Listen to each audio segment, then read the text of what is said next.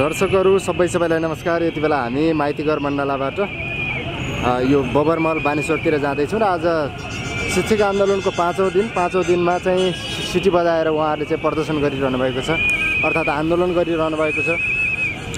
नयाँ आन्दोलनका लागि अर्थात् नयाँ शिक्षा ऐन ल्याउनका लागि उहाँहरूले जुन सरकारसँग अपिल गर्नुभएको छ, पाँचौँ दिन बितिसकेको छ र पाँचौँ दिनसम्म कुनै पनि सरकारको व्यक्तिहरू आएर कुनै पनि तरिकाले यहाँ चाहिँ उहाँहरूसँग वार्ता अथवा सम्झौता गरेको अवस्था छैन र शिक्षकहरूले भनिरहनु भएको छ कि जबसम्म नयाँ शिक्षा ऐन लागू हुँदैन तबसम्म नफर्किने उहाँहरूले बताउनु भएको छ। र आज चाहिँ सबैले सिटी बजाएर अहिले यहाँ चाहिँ माइतीघर मण्डलामा पुरा सिटी घन्किरहेको छ। सबैको हात हातमा सिटी तपाईँले देख्न सक्नुहुन्छ।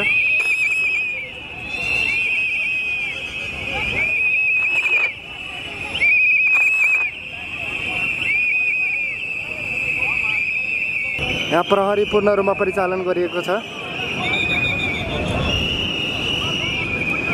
र यता माथिबाट पनि आइरहेको तपाईँले देख्न सक्नुहुन्छ भने यहाँबाट पनि आइरहेको तपाईँले देखिरहनु भएको छ।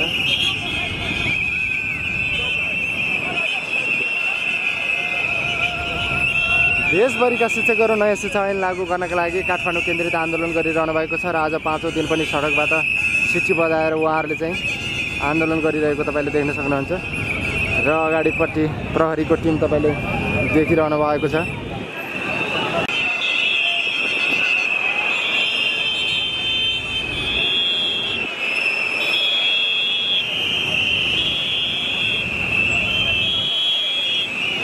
सेवक साथीहरूले जुन तपाईँहरूलाई शासन गर्नुभएको छ यहाँहरूले त्यही अनुसार गरिदिन पनि हामी आग्रह गर्न चाहन्छौँ। मैले आग्रह गर्न चाहन्छु हामीले यो कार्यक्रमलाई असाध्यै व्यवस्थित बनाउनु पर्नेछ।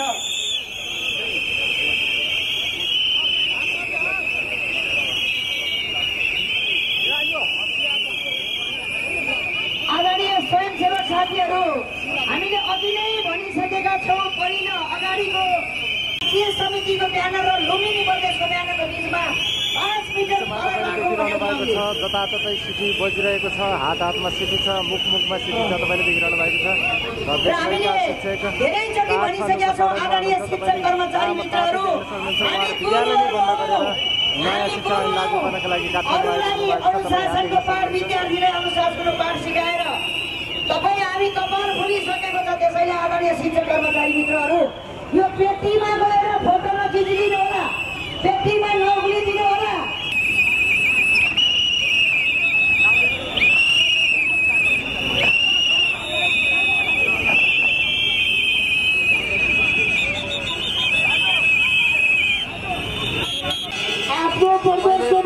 देखिहाल्नुभयो देशभरिका शिक्षकहरू जुन तरिकाले सडक मुख्य सडक नै यसरी मुख्य सडकमा आन्दोलनमा उत्रिनु भएको छ। देशभरिका शिक्षकहरू वार्षिक परीक्षाको जुन नतिजा सार्वजनिक गर्ने बेला हो, त्यो सँगसँगै अब नयाँ भर्ना पनि आइसकेको छ। तर नयाँ शिक्षा ऐन लागू गर्नका लागि देशभरिका शिक्षकहरू काठमाडौँको सडकमा हुनुहुन्छ। आज पाँचौँ दिन भने सिटी बजाएर सडकमा आन्दोलन गरिरहनु भएको छ।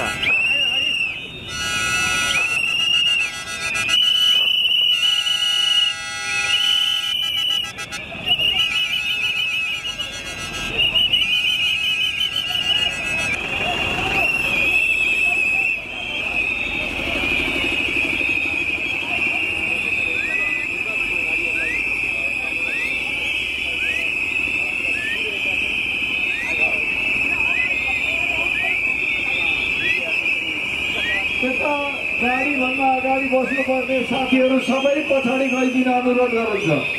यहाँहरू सबै पछाडि जान मद्दत गरिदिनु होला। स्वयंसेवक साथीहरू, यता हुने साथीहरूलाई पछाडि जानका लागि मद्दत गरिदिनु होला।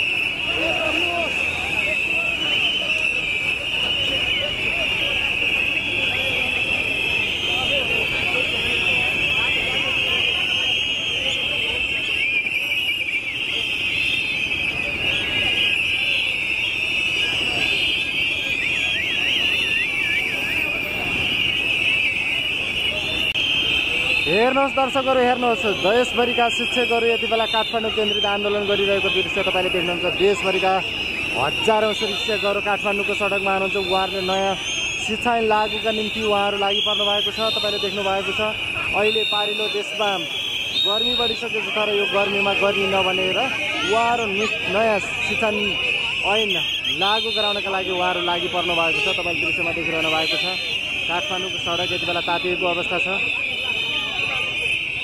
काठमाडौँको मुख्य सडक खण्डमा यसरी देशभरिबाट शिक्षकहरू ओर्लनु भएको छ। आफ्नो विद्यालय बन्द गरेर भए पनि पुरानो बुढो शिक्षा ऐन चाहिँदैन, नयाँ शिक्षा ऐन लागू गर्नुपर्छ भनेर उहाँहरू लागिरहेको हामी देख्न सक्छौँ। र तपाईँले देखिरहनु भएको छ उहाँहरू आज 5औँ दिनमा लाग्नु भएको छ। 5औँ दिनमा काठमाडौँमा सङ्घर्षरत हुनुहुन्छ उहाँहरू, तपाईँले देखिरहनु भएको छ।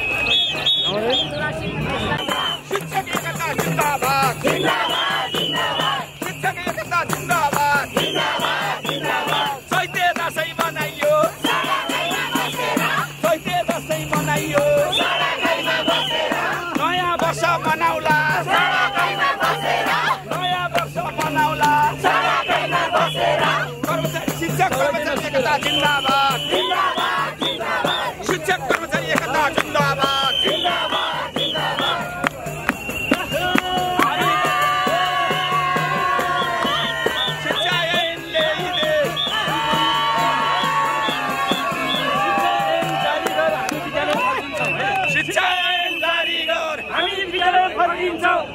ऐन जारी गर, हामी विद्यालय फर्किन्छौँ। चैते दशैँ मनाइयो सडकैमा बसेर, नयाँ वर्ष मनाउला सडकैमा बसेर।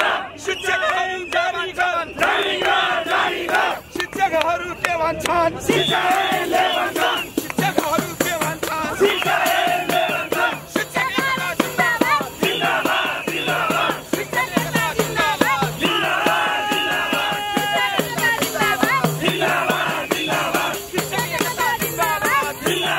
जिन्दाबाद। शिक्षक एकता जिन्दाबाद, शिक्षकहरू के भन्छन्? चैते दशैँ मनाइयो, चैते दशैँ मनाइयो, नयाँ वर्ष मनाउला, नयाँ वर्ष मनाउला। हाम्रो आन्दोलन जारी छ, हाम्रो आन्दोलन जारी छ, हाम्रो आन्दोलन जारी छ। शिक्षक कर्मचारी एकता जिन्दाबाद, जिन्दाबाद, जिन्दाबाद।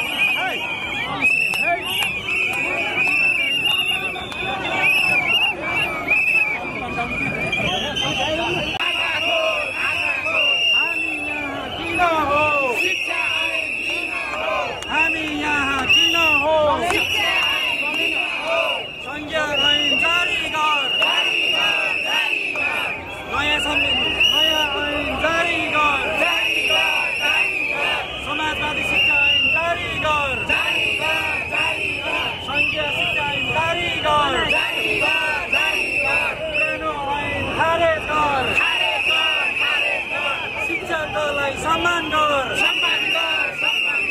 शिक्षकलाई सम्मान गर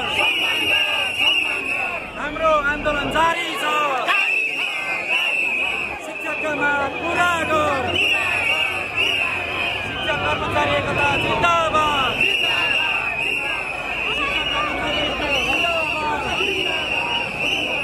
पहिलो सरकार काम गर पहिलो सरकार काम गर